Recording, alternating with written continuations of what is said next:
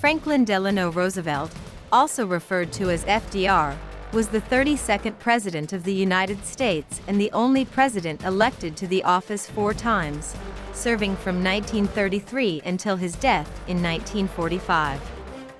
Roosevelt led the United States through 2 of the greatest crises of the 20th century, the Great Depression and World War II. He greatly expanded the powers of the federal government through a series of programs and reforms known as the New Deal. He also played a major part in the origin of the United Nations. Roosevelt attended Harvard University and then went on to Columbia University Law School. Afterward, he practiced law with a leading New York City law firm. His wife, Eleanor Roosevelt, was a lifelong advocate of human rights and liberal causes, and she particularly helped open her husband's eyes to the deplorable state of the poor in New York's slums.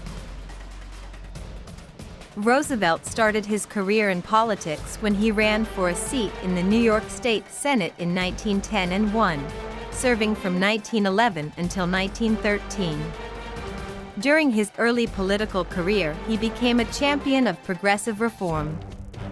From 1913 to 1921, Roosevelt was Assistant to Secretary of the Navy Josephus Daniels.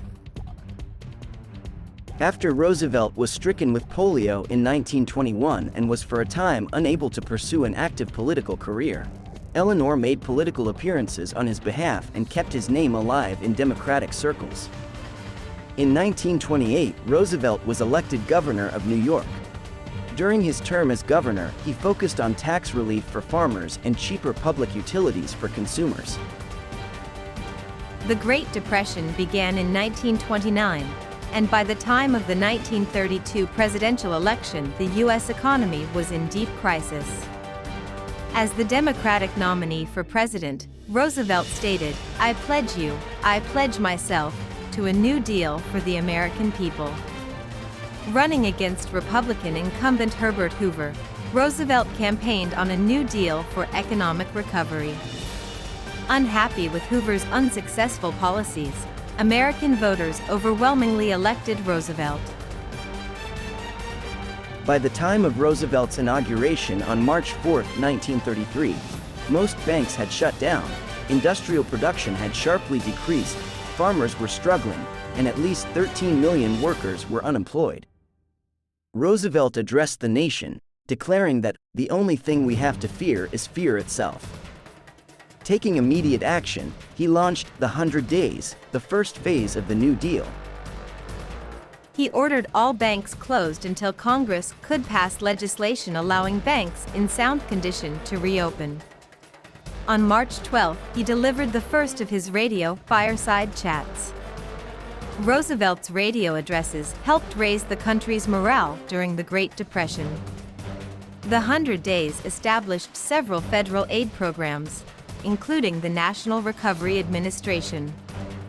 Roosevelt greatly expanded the powers of the federal government, creating government regulatory agencies, such as the Securities and Exchange Commission and the Federal Deposit Insurance Corporation.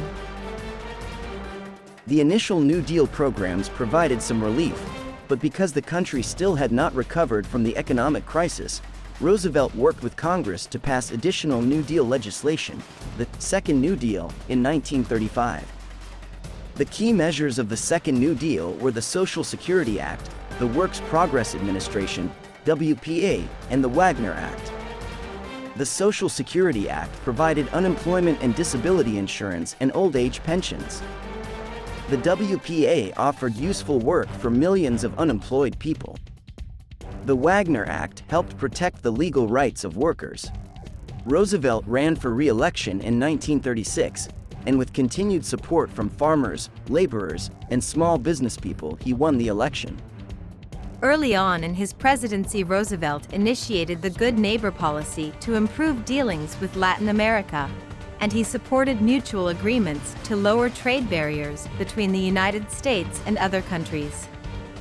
When World War II broke out in Europe in 1939, foreign policy began to overshadow domestic policy. Congress was dominated by isolationists who were determined to prevent the United States from being pulled into the war. While the United States initially maintained neutrality, Roosevelt worked with Congress to allow Britain and France to purchase arms and to offer aid. In the 1940 election, Americans showed their continued trust in Roosevelt's leadership. He won the election with 55% of the popular vote. On December 7, 1941, Japan bombed the U.S. naval base at Pearl Harbor in Hawaii. Speaking before Congress the following day, Roosevelt declared December 7, a date which will live in infamy, and asked Congress to declare war on Japan. Congress quickly voted to do. The attack unified the American public and swept away any earlier support for neutrality. A few days later, Germany and Italy declared war on the United States.